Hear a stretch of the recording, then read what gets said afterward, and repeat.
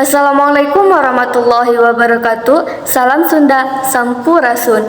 Wilujeng enjing pamirsa patepang deui sareng abdi Satara Lindi Apriliani di kelas 8F.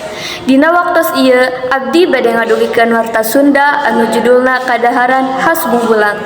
Aya jajanan khas Bungbulang nu kiwari kawentar nyaeta seblak.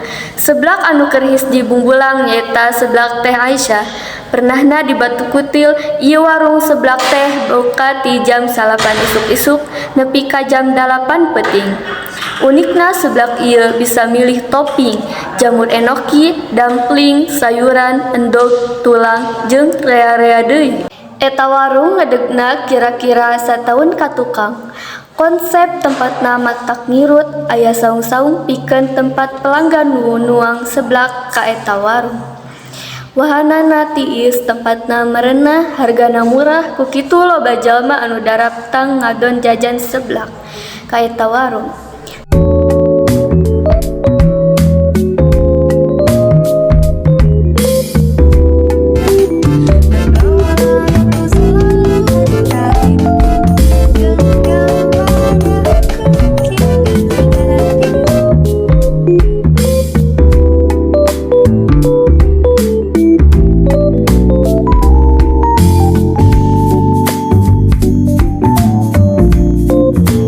Sakitu wae warta anu tiasa disanggakeun ku sim kuring, wilujeng tepang deui dina warta nu bakal didongkap nu leuwih manpaat.